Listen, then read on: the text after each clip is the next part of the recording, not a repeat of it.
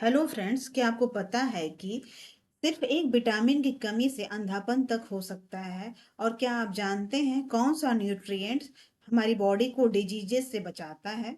आज की इस वीडियो में हम करने वाले हैं food components and deficiency diseases के मोस्ट इंपॉर्टेंट एमसीक्यूज जो एग्जाम में बार बार पूछे जाते हैं। तो वीडियो को एंड तक जरूर देखना, क्योंकि क्वेश्चंस आपकी सिलेक्शन में हेल्प कर सकते हैं।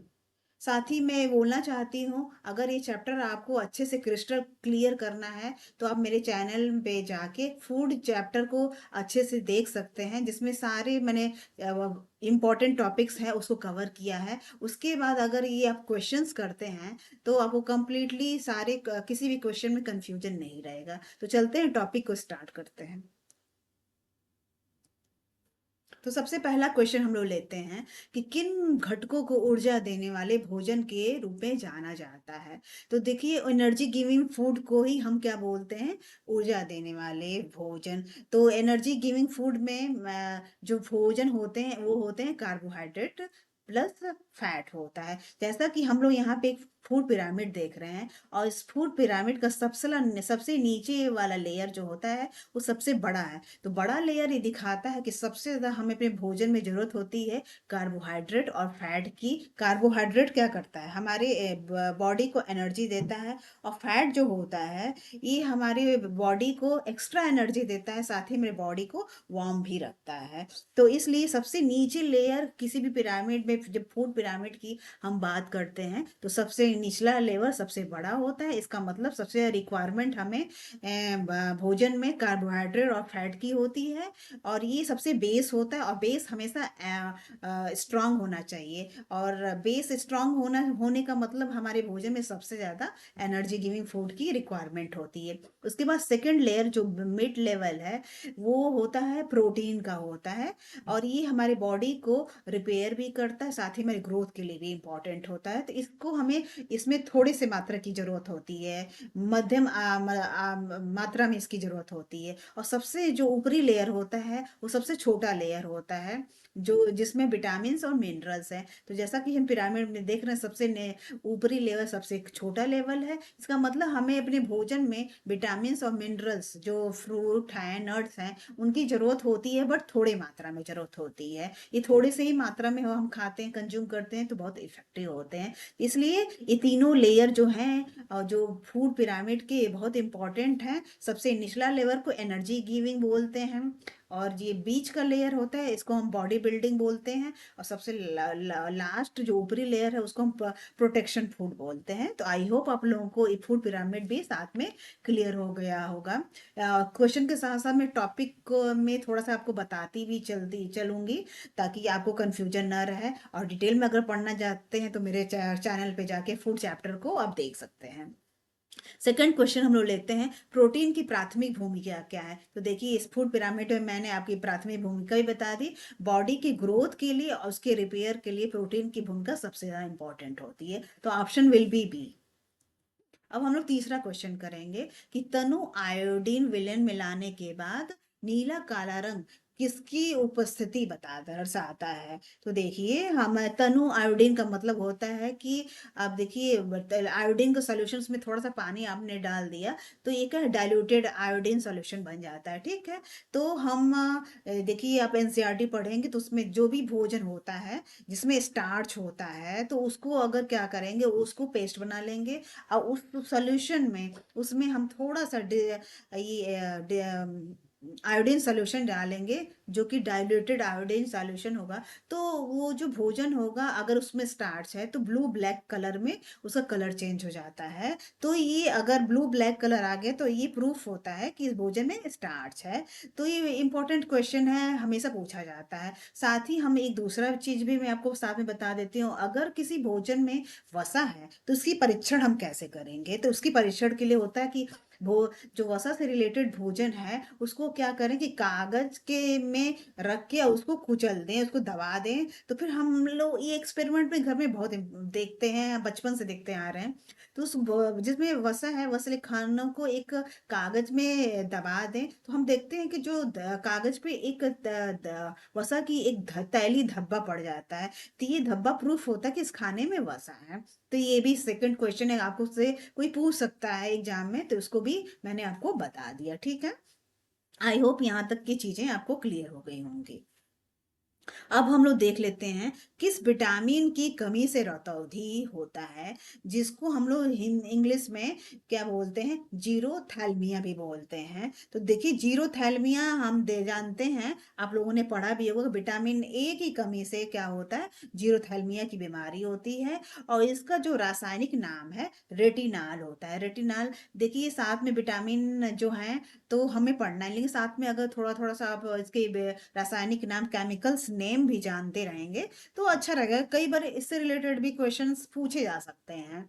तो इसका जो रासायनिक नाम है उसको हमें याद रखना है, नाम है रेटिनाल। और ये क्या होता है, रेटिना में क्षण कोशिकाओं, जो रॉड सेल की जो क्या करता है, ये रक्षा करता है। तो ठीक है, तो जो विटामिन ए होता है हमारे आंखों के लिए बहुत इंपॉर्टेंट होता है। रतौंधी और सूखी कार्निया की जो होती हैं ये प्रॉब्लम को बचाता है। इसीलिए हमारे खाने में जो सारे विटामिन और मिनरल्स थोड़े से चाहिए होते हैं, लेकिन वेरी इंपॉर्टेंट, इनको हम इग्नोर नहीं कर सकते हैं। अगर इग्नोर करते हैं तो हमें मल्टीपल इश्यूज आने के चांसेस बढ़ जाते हैं। अब हम लोग देख लेते हैं दूसरा नेक्स्ट क्वेश्चन कि एक कमी से मसूड़ों से खून आता है और ये विटामिन किस खनिज के अवशोषित करने के लिए आवश्यक है। तो देखिए विटामिन सी की कमी से क्या होता है, स्कर्वी बीमारी होती है जिसमें मसूड़ों से गम से खून निकलते हैं। तो ये विटामिन सी जो होता है ये हमारे इम्यूनिटी के लिए बहुत अच्छा होता है। और पूछा कि किस खनिज के अवशोषित होने के लिए इंपॉर्टेंट होता है ये। तो देखिए विटामिन सी जो होता है आयरन के एब्जॉर्प्शन के लिए बहुत इंपॉर्टेंट होता है, क्योंकि आप अगर विटामिन सी साथ में नहीं लेते हैं तो एब्जॉर्प्शन पूरी तरीके से नहीं होगा। तो इसीलिए जब भी हम विटामिन सी से रिलेटेड चीज जैसे पालक खा रहे हैं, तो पालक दाल खा रहे हैं तो उसमें थोड़ा सा नींबू डाल देंगे तो क्या है, तो इसका जो एब्जॉर्प्शन है आयरन का वो बहुत ज्यादा बढ़ जाता है। तो हम एक तरीके से बोल सकते हैं कि विटामिन सी जो होता है वो आयरन का बेस्ट फ्रेंड होता है।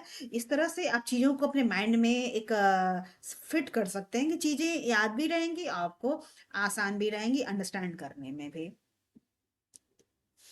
अब हम लोग नेक्स्ट क्वेश्चन लेते हैं कि विटामिन सूर्य के प्रकाश में संश्लेषित कौन सा विटामिन शरीर को हड्डियों के लिए कैल्शियम का उपयोग करने में मदद करता है, जिससे रिकेट से बचाव होता है। तो देखिए सूर्य के प्रकाश में हम लोग जानते हैं विटामिन डी होता है, और ये शरीर के हड्डियों के लिए कैल्शियम का उपयोग करने में मदद। Vitamin D is very important. इससे विटामिन डी की अगर कमी है तो हमारे बॉडी में ऑटोमेटिक कैल्शियम की भी कमी हो जाती है, और फिर ये हड्डियों की बीमारी शुरू हो जाती है जिसमें हड्डियां कमजोर पड़ जाती हैं और मुड़ सकती मुड़ जो रिकेट्स बीमारी होती है विटामिन डी की कमी से होती है। इसमें क्या होते हैं कि जो मुड़े हुए जो पैर होंगे ना उसकी जो हड्डियां वीक हो जाएंगी, वो बेंड होने वाले स्ट्रक्चर हो जाता है। तो इसीलिए विटामिन डी वेरी इंपॉर्टेंट। हर इंसान को धूप में जरूर 15 से 20 मिनट जरूर बैठना चाहिए, क्योंकि हेल्थ इज वेल्थ। सबसे बड़ा जो आज के टाइम में है कि सबसे बड़ा हेल्थ है तो आपका वेल्थ है, तभी आप लाइफ में अच्छा पढ़ सकते हैं, अच्छा कमा सकते हैं। और हैप्पी रहने के लिए मोस्ट इंपॉर्टेंट है कि आपका हेल्थ इंपॉर्टेंट है। तो इसको बिल्कुल आप लोग इग्नोर ना करें। अब हम लोग देखते हैं नेक्स्ट क्वेश्चन कि किस विटामिन में कोबाल्ट होता है और इसकी कमी से एनीमिया होती है। तो आप लोग इसका आंसर सोचिए और साथ में चेक करते रहिए कि कितने सारे जो क्वेश्चंस हैं जो मैं कर रही हूँ उसमें से कितने क्वेश्चन आपने सही किया, कितने में आपको कंफ्यूजन था। तो देखिए यहाँ पे देखिए vitamin B 12, option number will be D, vitamin B 12 की कमी से क्या होता है, एनीमिया होता है। और किस विटामिन में कोबाल्ट होता है, देखिए एनीमिया तो देखिए आयरन की कमी से होता है, बट किस विटामिन में कोबाल्ट होता है और उसकी कमी से, तो देखिए विटामिन B12 में कोबाल्ट होता है और इसकी कमी से क्या होता है, सीरियस एनीमिया होता है। हम थोड़ा सा विटामिन बी के जो सारे जो विटामिन हैं बी ग्रुप के, उनको भी थोड़ा सा हम लोग समझ लेते हैं। तो देखिए इसमें क्या होता है, B1 है, B1 विटामिन का रासायनिक नाम थायमीन होता है। और इसकी कमी से कौन सी बीमारी होती है, बेरी बेरी। इसमें क्या होती है, तंत्रिका, ये जो मसल्स जो होते हैं कमजोर पड़ जाते हैं। B3 क्या होती है, नियासिन इसका नाम होता है। पेलाग्राम, पेलाग्राम बीमारी के लक्षण ये होते हैं कि इसमें त्वचा से रिलेटेड बीमारियां होती हैं। और मनोभ्रंश मतलब कि इधर डिमेंशिया, डिमेंशिया में क्या होता है कि लोग धीरे धीरे बातें भूलने लगते हैं।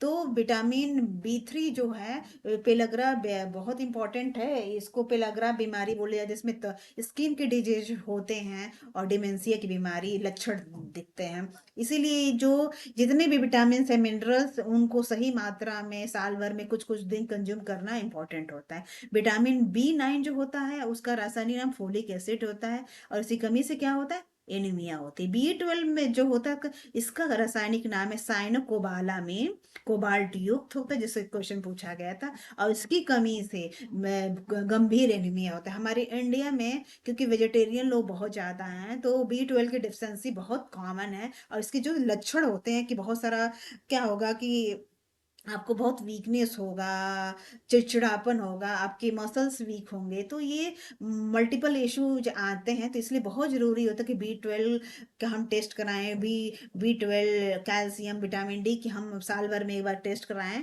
और इनके अपने भोजन से इसकी कमियों को पूरा करने का प्रयास करें। साथ ही अब हम नेक्स्ट क्वेश्चन लेते हैं, किस विटामिन को ब्यूटी विटामिन कहा जाता है और ये प्रजनन क्षमता के लिए आवश्यक है। तो देखिए विटामिन ई को हम ब्यूटी विटामिन कहते हैं। उसके पीछे रीजन है कि विटामिन ई जो होता है हमारे बालों के लिए और स्किन के लिए बहुत अच्छा होता है। तो इसको हम विटामिन ई को ब्यूटी विटामिन कहते हैं।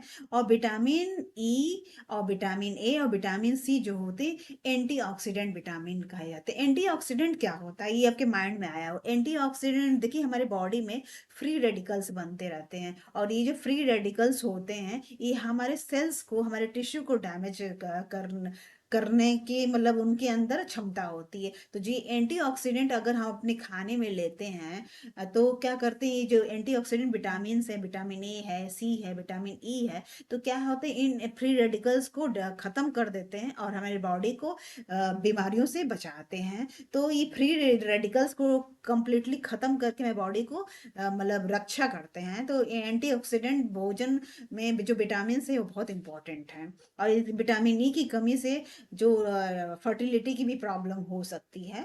तो ये सारे जो विटामिन हैं हम लोग डिस्कस कर रहे हैं, इनको जानना, उनके बारे में याद रखना आपके लिए जरूरी है। अब हम लोग देखते हैं कि आयोडीन की कमी से घेघा, ग्वाइटर, घेघा को जो बीमारी होती है उसको ग्वाइटर बोलते हैं। इससे कौन सी ग्रंथि प्रभावित होती है, तो जो ग्वाइटर बीमारी होती कमी से घेघा होती है, उसे जो ग्रंथि है प्रभावित होती, थायराइड होती है। देखिए क्या होता है, कम आयोडीन हम अगर हमारे खाने में है, आयोडीन हमारे नमक से आता है, तो क्या होता कि तो कम थायरॉक्सिन एक हार्मोन होता है, तो थायरॉक्सिन हार्मोन कम बनेगा। और थायरॉक्सिन जो हार्मोन होता है अगर कम बन रहा है तो हमारे बॉडी में जो फैट डाइजेशन है, फैट का डाइजेशन बिगड़ जाएगा। और ये फिर क्या करेगा, थायराइड ग्रंथि में जो होता है, जो कि यहाँ पे दिखाया गया है, इसमें सूजन करेगा, और जिसको हम मुखेगा भी बोलते हैं। अब हम लोग नेक्स्ट क्वेश्चन लेते हैं। एक डॉक्टर मरीज को गुड़, आंवला, हरी पत्तेदार सब्जियां खाने की सलाह देता है। मरीज किससे पीड़ित है, तो आप लोग इसका आंसर बताइए कि ये क्या हो सकता है। आप लोग सोचिए, क्योंकि क्वेश्चंस को करने के एनालिसिस करना, रीजनिंग करना बहुत इंपॉर्टेंट होता है। तो देखिए, अगर एक डॉक्टर बोल रहा है कि एक मरीज को गुड़, आंवला, हरी पत्तेदार सब्जियाँ खाना चाहिए, इसका मतलब देखिए क्या होता है कि गुड़ में, आंवले में, हरी पत्तेदार सब्जियों में क्या होता है, आयरन होता है, विटामिन सी होता है। अगर इससे रिलेटेड चीज़ें आपको खाने को बोला जाए, इसका मतलब है कि आपके खाने में आपको एनीमिया से रिलेटेड प्रॉब्लम है, मतलब खून की कमी है। खून की कमी के लिए बहुत इंपॉर्टेंट है कि आयरन रिच फूड खाएँ, विटामिन सी रिच फूड खाएँ। इसीलिए एक डॉक्टर सजेस्ट कर रहा है कि आप हरी पत्तेदार सब्जी आंवला खाओ। गुड़ में क्या होता है, आयरन होता है। आंवले में क्या होता है, विटामिन सी, जो कि बहुत इंपॉर्टेंट है आयरन एब्जॉर्प्शन के लिए। हरे पत्तेदार सब्जियों में क्या होता है, आयरन प्लस फोलेट होता है। तो इसका मतलब कि एनीमिया की कमी, एनीमिया क्या होता है, एनीमिया में क्या होता है कि आपके जो रेड ब्लड सेल होते हैं वो कम हो जाते हैं। और रेड ब्लड सेल कम होंगे तो फिर आपको थकान होगी, कमजोरी होगी, चक्कर आएंगे, और हीमोग्लोबिन बॉडी में कम हो जाएगा। तो क्या होगा कि एक एक जो आप अपनी जो लाइफ है उसको सही तरह से आप इंजॉय नहीं कर पाएंगे, आप हर टाइम थके थके महसूस करेंगे। तो ये सबसे मतलब मेजर जो सिम्टम्स आयरन में, एनीमिया के पेशेंट में होता है। चेहरा पीला पड़ने लगेगा, बहुत थका थका रहेगा, उसको वह कुछ काम नहीं कर पाएगा। तो इस टाइप के जो अगर लक्षण दिखते हैं, इसका मतलब एनीमिया है। इसमें आयरन रिच और विटामिन सी से रिच फूड खाने में हेल्प मिलती है। अब हम लोग देख लेते हैं कि किस विटामिन के बिना एक साधारण कटने से खून लगातार बहेगा। तो देखिए, विटामिन के की कमी अगर बॉडी में है तो क्या होता है कि इसमें ब्लड क्लॉट जो वो नहीं कम बनेगा, और ब्लड क्लॉट अगर नहीं बनेगा तो खून ज्यादा बहेगा। तो यही होता है कि विटामिन के की कमी से साधारण कटने से खून ज्यादा बहेगा, ये पता रहना चाहिए। और देखिए लिखा हुआ है कि पहले फेज में क्या आएगा, हाँ आपका हाथ कट गया तो विटामिन के में क्या होता है, फोलो क्विनोन होता है, जो कि प्रोटीन को सक्रिय करता है, जिससे क्या होता है, रक्त का थक्का बनता है। और अगर विटामिन के कम है तो फिर उसमें थक्का नहीं बनेगा। और जो थक्का बनना बहुत इंपॉर्टेंट होता है खून के बहाव को रोकने के लिए। अगर कम है विटामिन के तो फिर थक्का नहीं बनेगा और खून ज्यादा बहेगा। अब हम लोग देखते हैं नेक्स्ट क्वेश्चन। तो नेक्स्ट क्वेश्चन में देखिए क्वेश्चन नंबर 12 है। तो उसमें देखिए लिखा हुआ है कि नाइट्रोजन, फास्फोरस और पोटेशियम पौधों के लिए बहुत महत्वपूर्ण तत्व हैं। नाइट्रोजन की प्राथमिक भूमिका क्या है? तो इसका answer will be option number C, protein और न्यूक्लियड एसिड के निर्माण में नाइट्रोजन की भूमिका होती है। तो बाकी जो विटामिन्स हैं, जैसे ये नाइट्रोजन है, फास्फोरस है, पोटेशियम है, इनका भी थोड़ा सा रोल हम लोग साइड में समझते चलते हैं। तो देखिए क्या होता है कि जो नाइट्रोजन की भूमिका सबसे पहले हम समझ लेते हैं। तो देखिए पत्तियों को जो तेज ग्रोथ कराता है, जो नाइट्रोजन होता है पत्तियों की ग्रोथ को तेज कराता है। फिर क्लोरोफिल बनाता है। हम जानते हैं कि फोटोसिंथेसिस प्रोसेस के लिए क्लोरोफिल इज वेरी इंपॉर्टेंट।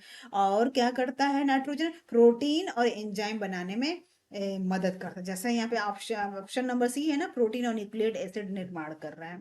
इसकी कमी से क्या क्या प्रॉब्लम हो सकती है, जो पत्तियां होती हैं वो पीली, क्लोरोसिस एक बीमारी होती है, जो पत्तियां पीली पड़ने लगती हैं। तो पत्तियां क्या होती, पीली हो जाती हैं, और इनकी जो ग्रोथ होती है वो धीमी हो जाती है। इसका मतलब है कि नाइट्रोजन की कमी है। अब दूसरा हम लोग फास्फोरस है। तो फास्फोरस की अगर भूमिका क्या होती है पौधों के में, तो जड़ों को मजबूत बनाता है, फल और फूल बनने में हेल्प करता है। साथ ही एटीपी, एटीपी को हम बोलते हैं एनर्जी ट्रांसफर के लिए भी बहुत जरूरी होता है।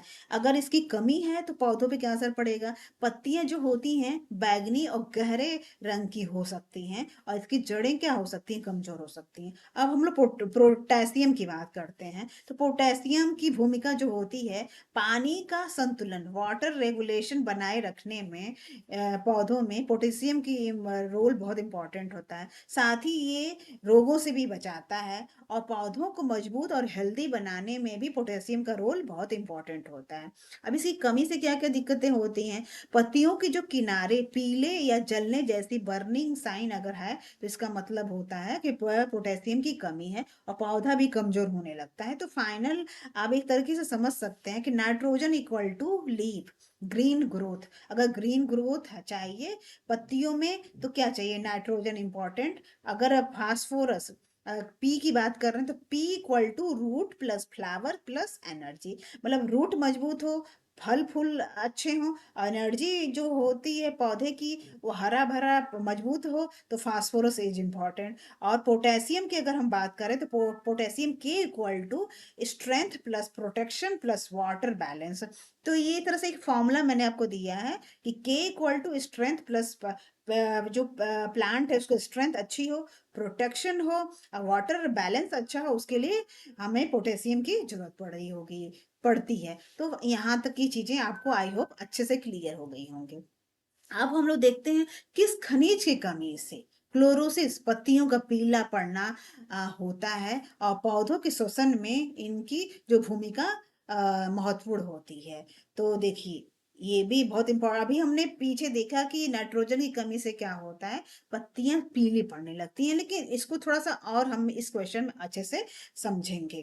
तो देखिए इसमें क्या है, आंसर है यहाँ पे नाइट्रोजन, तो ऑप्शन नहीं है। देखिए यहाँ पे सल्फर, आयरन, कैल्शियम, मैग्नीशियम, खनिज की हम बात कर रहे हैं, खनिज में इसका आंसर विल बी आयरन। तो आयरन क्यों होगा, आयरन देखिए पौधों के श्वसन और क्रोमैटिड्स के लिए बहुत इंपॉर्टेंट है। और स्वस्थ आयरन स्तर मतलब उचित क्लोरोफिल, और क्लोरोसिस जो होती है हरी माइनता। क्लोरोसिस मतलब क्या होता है, पत्तियां आपने देखा हुआ कि कुछ पौधे होते हैं जिसकी पत्तियां भी नई नई पत्तियां भी आती हैं, तो भी क्या होती है हल्की पीली पीली रहती है। तो ये दिखाता है कि कहीं ना कहीं डेफिशिएंसी एक कमी है पौधों में मिनरल्स की, तब ऐसे प्रॉब्लम होती है। देखो आयरन की कमी से क्या होता है, क्लोरोसिस होता है, पत्तियों का पीला पड़ना होता है। खासकर जब नई पत्तियां पहले पीली होती हैं, तो इसका अगर नई पत्तियां किसी पौधे के आ रही हैं वो पीली पीली आ रही हैं, इसका मतलब होता है कि आयरन की कमी है, और ये जो प्रॉब्लम होती है इसको हम क्लोरोसिस बोलते हैं। आयरन की देखिए भूमिका क्या होती है। आयरन जो होता है सीधे क्लोरोफिल का हिस्सा नहीं है।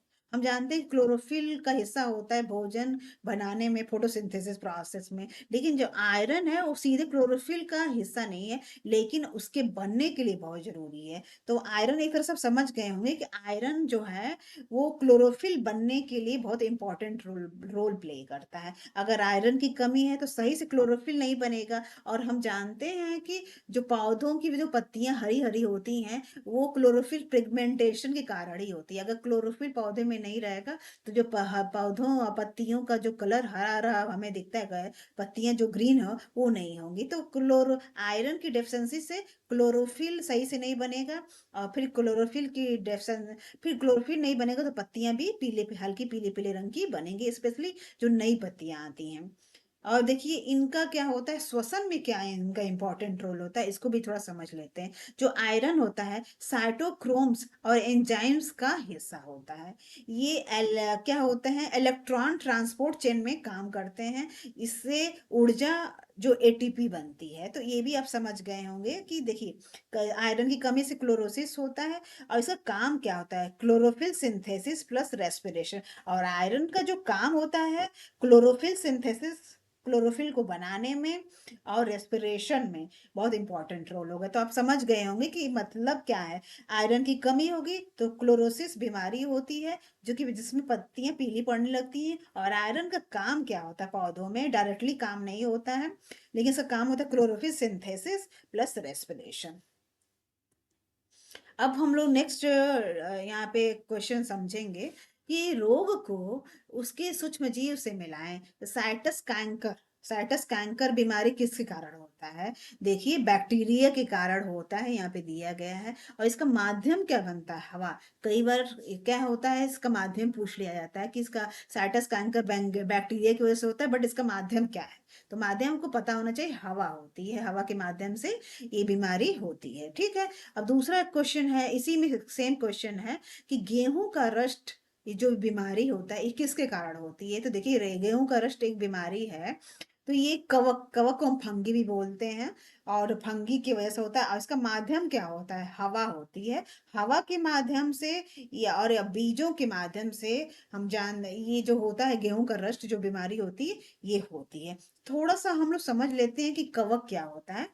और देखिए कवक जो होता है फंगी बोलते हैं, ये ऐसे जीव होते हैं जो अपना खाना भोजन खुद नहीं बनाते हैं और दूसरे जीवों जैसे सड़े गले पदार्थों पे निर्भर करते हैं। जैसे हमने अपने आसपास मशरूम देखा है, ईस्ट है, ब्रेड पे लगने वाले फफूद हैं, तो ये क्या होते हैं, ये फंगी होते हैं और ये कचरे पर रहने वाले जीव होते हैं, कचरे पे जीवित रहने वाले जीव होते हैं, तो उनको हम फंगी बोलते हैं। तो ये इंपॉर्टेंट क्वेश्चंस हैं और ये सब जो क्वेश्चंस हैं जो इन जीवों की वजह से जो बीमारियां रोग हैं, ये बहुत इंपॉर्टेंट हर साल 1 या 2 नंबर में जरूर पूछा जाता है। तो इस चीज को अपने लोगों ने बहुत अच्छे से क्लियर करना है। साथ ही एक और है भिंडी की पित्त सीरा मोजेक, मतलब भिंडी की जो पीला पीला पड़ने लगता है, ये भी एक रोग ही होता है। ये किसकी वजह से होता है, वायरस की वजह से होता है। इसका माध्यम क्या होता है, कीट होता है। तो हमने समझा साइटस क्रैंकर जो होता है बैक्टीरिया की वजह से होता है, माध्यम हवा। गेहूं का रस्ट जो होता है फंगी कवक की वजह से होता है, इसका माध्यम हवा और ब्रीज होता है। और भिंडी की पीत वाली जो बीमारी होती है, ये वायरस की वजह से होता है और माध्यम कीट होता है। अब हम लोग नेक्स्ट लास्ट क्वेश्चन करेंगे कि मांस और अचार को संरक्षित करने के लिए नमक और खाद्य तेलों का उपयोग क्यों किया जाता है। तो देखिए सूक्ष्म जीवों की वृद्धि को रोकने के लिए, सूक्ष्म जीवों की वृद्धि होगी तो फिर भोजन खराब होगा। तो उसके संरक्षण के लिए हम क्या करते हैं, नमक और खाद्य तेलों का उपयोग करते हैं, जिससे क्या होता है जो ये भोजन है तो उनको लॉन्ग टाइम तक हम प्रिजर्व कर पाते हैं। तो ऑप्शन नंबर विल बी। और सीटेड संतुलित आहार प्लेट भी हम लोग समझ लेते हैं। देखिए हमने अभी बात की थी फूड पिरामिड की, फूड पिरामिड में हमने देखा कि भोजन में सारे जो फूड होते हैं carbohydrate plus fat energy giving होते हैं, प्रोटीन बॉडी बिल्डिंग होती है, विटामिन एंड मिनरल्स का प्रोटेक्शन फूड होता है। तो ये पांचों भोजन की हमें अपने खाने में हमारे प्लेट में बहुत इंपॉर्टेंट रोल है। साथ ही हमारे भोजन में जल और ये जो क्या बोलते हैं रफेज, रफेज मतलब जो फाइबर होता है जो हम खाते हैं, ये जो सैलेड हम खाने से पहले हम सैलेड लेते हैं, ये क्या रफेज होता है। तो जल वाटर और जो फाइबर का रोल भी बहुत इंपॉर्टेंट है, क्योंकि ये हमारे भोजन के अवशोषण के लिए और पाचन के लिए बहुत इंपॉर्टेंट होता है। तो जो 7 कंपोनेंट्स हैं फूड के, ये हमारी प्लेट में बहुत इंपॉर्टेंट रोल प्ले करते हैं और सबकी एक अपनी अपनी क्वांटिटी है। क्वांटिटी के बारे में भी हमने अभी जाना कि भोजन में सबसे ज़्यादा जो ज़रूरत होती है कार्बोहाइड्रेट और फैट की होती है, फिर मध्यम लेवल पे हमें प्रोटीन की ज़रूरत होती है, विटामिन और मिनरल्स थोड़े से मात्रा में चाहिए होते हैं। उसी तरह जल और रफेज की भी हमें एक सही अमाउंट में बॉडी में रिक्वायरमेंट होती। तो जब हमारी प्लेट में ये सारे जो न्यूट्रिएंट्स है 7 न्यूट्रिएंट्स एक बैलेंस मात्रा में मौजूद होते हैं, तो उसको हम क्या बोलते हैं, संतुलित आहार प्लेट बोलते हैं। और इनका हाँ अगर हमें अपना हेल्दी बॉडी चाहिए, अच्छा हेल्थ चाहिए, अच्छा मन चाहिए, तो हेल्दी बॉडी के लिए बहुत इंपॉर्टेंट है कि हेल्दी डाइट हम फॉलो करें, एक संतुलित आहार खाएं जो कि हेल्दी हो और एक सही जो हर एज के अकॉर्डिंग और एक्टिविटी के बेसिस पे ये चीज़ें वैरी करती हैं। तो आई होप यहाँ तक की चीज़ें आपको लोगों को बहुत अच्छे से क्लियर हो गई होंगी। अगर वीडियो अच्छी लग रही है तो लाइक शेयर सब्सक्राइब जरूर करें। साथ ही आप अपना स्कोर जरूर बताएं कि 15 क्वेश्चन में से आपको कितने सारे क्वेश्चंस के आंसर अच्छे से पता थे, किसमें कंफ्यूजन थे। तो मुझे आपके कमेंट का वेट रहेगा। Thank you so much.